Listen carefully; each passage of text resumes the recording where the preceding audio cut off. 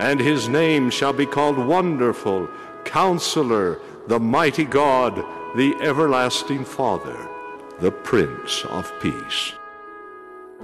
Born in a stable, cradled in a manger, his birth fulfilled the inspired pronouncements of many prophets. He provided the life, the light, and the way. With all my heart, I lift up my voice in testimony as a special witness and declare that God does live. Jesus is his Son, the only begotten of the Father in the flesh. He is our Redeemer.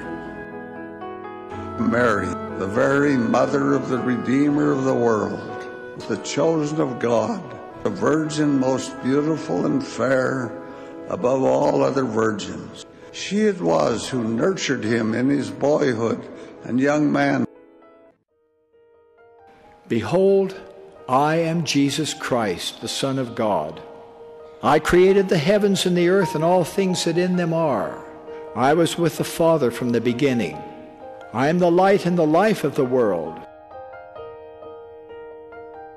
Jesus Christ is the literal living Son of our literal living God. This Jesus is our Savior and Redeemer, who under the guidance of the Father was the creator of heaven and earth and all things that in them are. He took upon himself the sins of the world, paying an infinite price for every sorrow and sickness, every heartache and unhappiness, from Adam to the end of the world. In doing so, he conquered both the grave physically and hell spiritually, and set the human family free.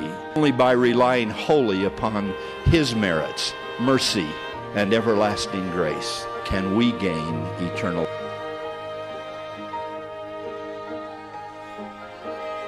He was a God, Jehovah, before his birth in Bethlehem. His beloved Father not only gave him his spirit body, but Jesus was his only begotten Son in the flesh.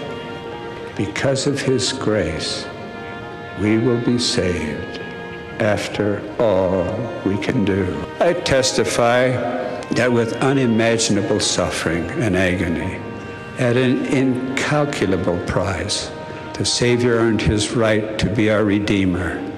I know that he lives and that he loves.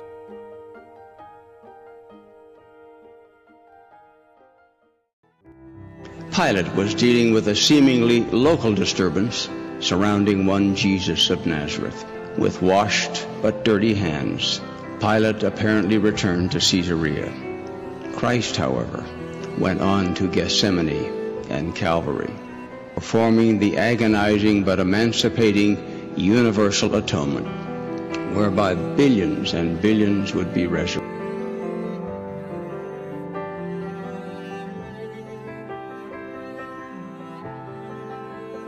Jesus Christ the Redeemer has promised, "Come unto me, all ye that labor and are heavy laden, and I will give you rest." My dear friends, the Savior heals the broken heart and binds up your wounds. Do you love the Lord? Spend time with him. Meditate his words. Take his yoke upon you. Seek to understand and obey. When we love the Lord, obedience ceases to be a burden. Obedience becomes a delight. If we wish to learn how to love, all we need to do is reflect on our life of our Savior. The Savior's love for us was so great that it caused even God, the greatest of all, to tremble because of pain and the blood at every pore. Because the Savior laid down his life for us, he gave us brightness of hope, confidence, and security. We will live again with him.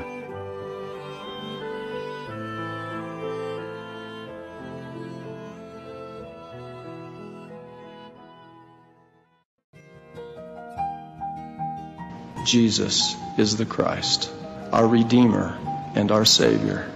I know that he lives and that his tender mercies are available to all of us.